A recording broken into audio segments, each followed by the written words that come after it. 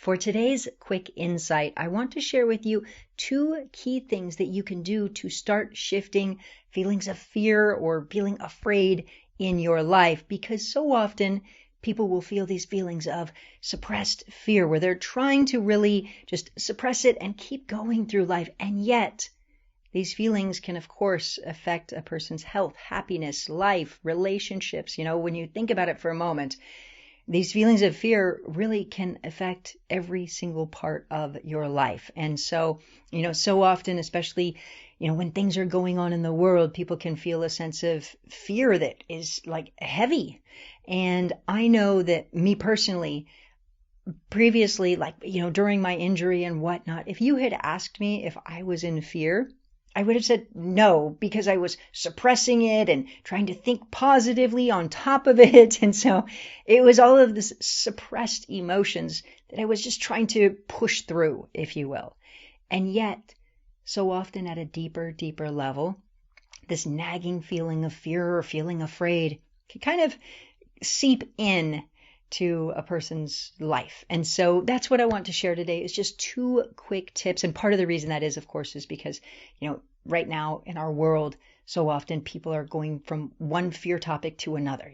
Maybe it's feeling in fear towards COVID, but then towards this event or that event. It's just like one thing after another. And that's one of the changes that I made in my own life, is I started to see that there were so many patterns of fear. There's always a fear story, if you will. And I've worked with people literally who were, 60, 70, 80, 90 years old, who said they thought they would never live to that age because they always thought the world was going to end.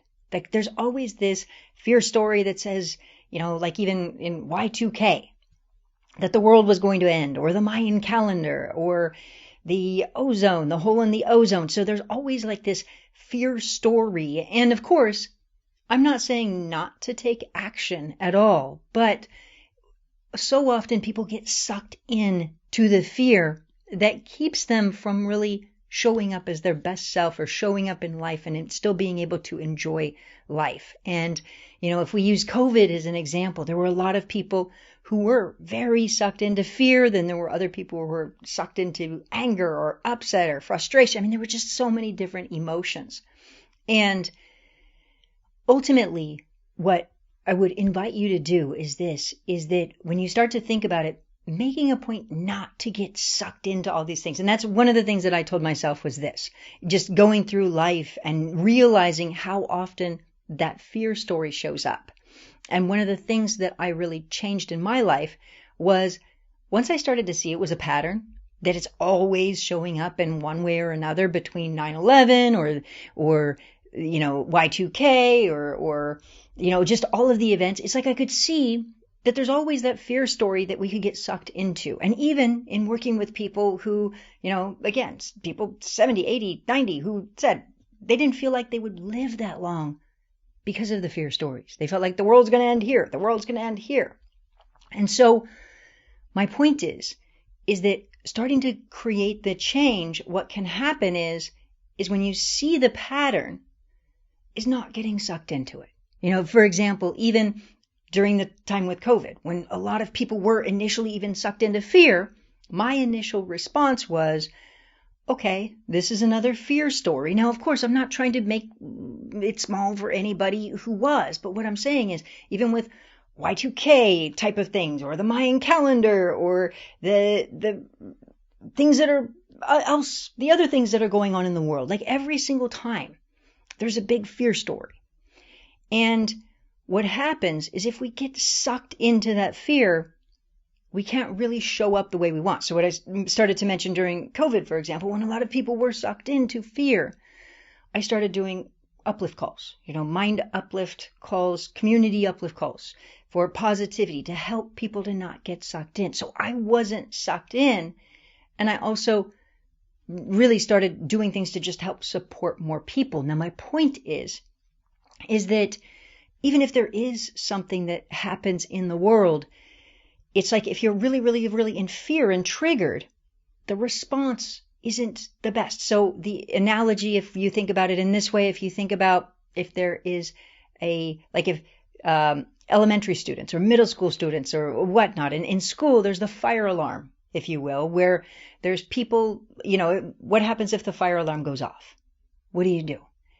People line up single file, really, like, stay calm, don't panic, and get out of the building. Because what happens is if there's a fire alarm and everybody panics, a lot of people don't make it. It doesn't go typically very well. My point is that even if there's something that's going on, the more that we can stay calm in any situation, the better that you're going to respond, the better it is for your health, your life, your happiness, all of that. And so the first insight that I want to share with you is exactly that, is number one, really realizing there's a pattern and that it keeps going. And then it's like 1 minute it's this situation, the next minute it's this, the next minute it's this, the next minute it's this. And when you start to realize this is a pattern, it's like you stop getting sucked into it. So in other words, like when COVID happened, for example, in the very, very beginning, that is exactly what I said. I said, oh, here comes another fear story, right? Here it comes. Okay, we're going to be fine, because that's my programming.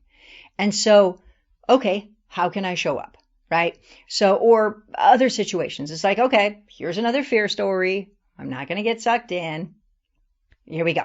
So that's one insight that I want to share with you, is that even if things are going crazy and all of the world and this, that, the other, that showing up and going, oh, this is another fear story, and not getting sucked in is helpful. Now, of course, that doesn't mean not taking action. So notice the analogy or the example that I gave about the fire alarm, right? Now, it's not like when we practice fire alarms in middle school or whatever, they don't tell you remain calm and just sit there. Instead, what is the process for a fire alarm? The fire alarm goes off, you get single file, you remain calm, you walk out of the building. My point is we can still take action on things, but from a place of empowerment, a place of wisdom, a place of doing what needs to be done. So it's not don't do anything, but it's also just saying don't get triggered into that fear, that afraid, that terrified, that triggered feeling, and sit there, because so often there can be things going on and people sit there in fear and they're feeling that. And so those are the two insights that I want to share. And one of them is having that programming, just like I had that programming where I said, okay, it's the fear story again. Let me not get sucked in. How do I want to show up? So that's number two, is exactly that, is there an action to take? Because so often there can be some type of action. It's like if somebody's driving towards a cliff, there can be fear. If somebody's not showing up in a relationship, they might fear that their partner is going to leave them or something like that because they're just gone all the time or what. So my point is, in that situation, they'd want to do what?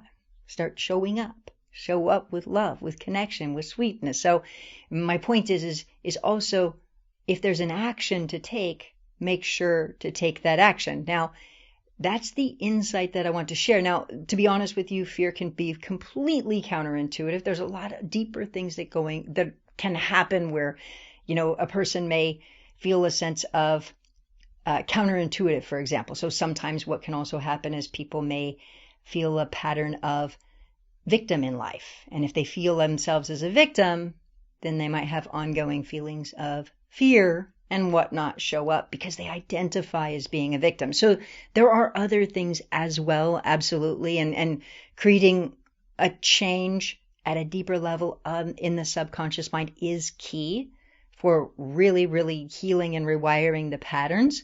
And so there is definitely more to do in the subconscious mind. But the reason that I wanted to leave this insight is because I know right now, with more and more things going on in the world, so often people are getting sucked in and they're fearful. And then health issues are going up, where more and more people are getting diagnosed with, the stress issues or whatnot. There's impact, or they're stressed, or they're not as happy in relationship and they're stressed, or they're fearful.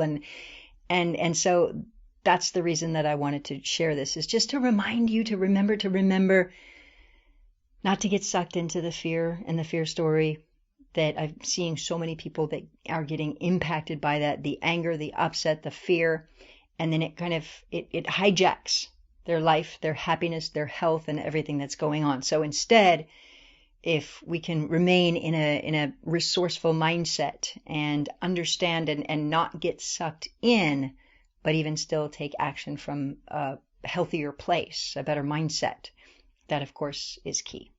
So those are the quick insights that I wanted to share today. And of course, if you are somebody who is working on healing yourself, there is also a link for a free training in the show notes. If you're somebody who would like a deeper understanding of how mind-body healing works, you can click that link. And as always, I want to ask you to please do take just a quick moment to hit the share button on this episode. Share it with somebody you love, somebody you care about, or somebody you don't even know. Because the more that every single person in our world feels healthy and happy and loved and loving, truly the better this world is for all of us. And so please do take just a quick moment to hit the share button, and please do make a point to have an incredible rest of your day. I look forward to connecting with you on the next episode. We'll see you there.